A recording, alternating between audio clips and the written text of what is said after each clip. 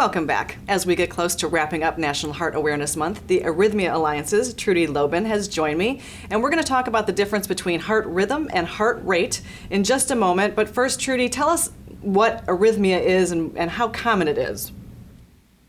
So arrhythmia is an irregular heart rhythm, not to be confused with our heart rate, which many of us know our heart rate, how many beats per minute our heart is beating. But heart rhythm is whether those beats are in rhythm.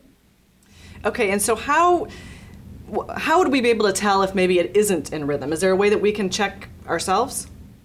Yeah, absolutely. Now, we may have symptoms. We may have palpitations, breathlessness. We may even feel our heart pounding out of our chest or fluttering or flapping around.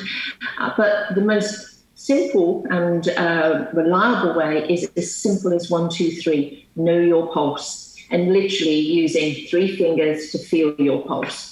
You go to knowyourpulse.org, there's some very simple steps.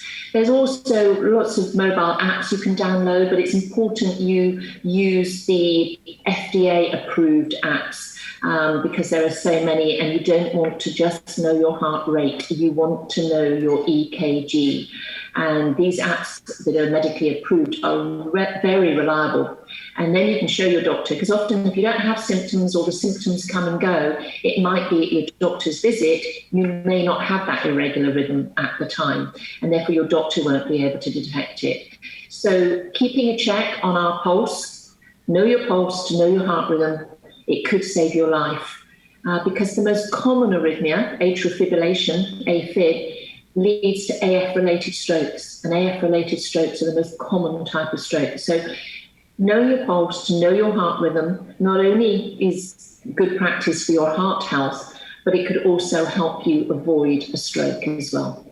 Okay, so you've touched on the fact that it could cause a stroke, but let's talk also about the difference between a heart attack and a sudden cardiac arrest. I really didn't know there was a difference.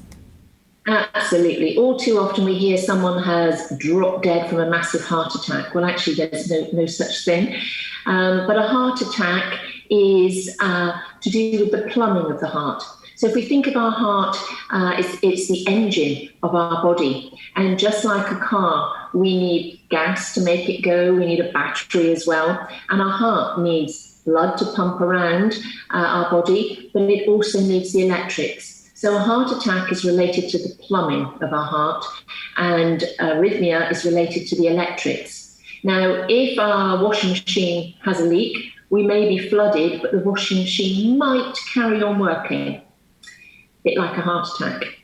If we have a power outage, our washing machine is dead, and that is the same as a sudden cardiac arrest. So with a heart attack, you may get symptoms, you may have tingling down your arm, you may have chest pains, you hopefully have time to call 911.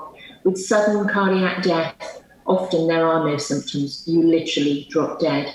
So again, knowing if you have an irregular rhythm, whether it's potentially a fatal irregular rhythm, if you have a history of loss of consciousness, fainting, or syncope as it's called, then you should download our checklist, you should be talking to your health professional, you need to see a cardiologist with a special interest in heart rhythm disorders.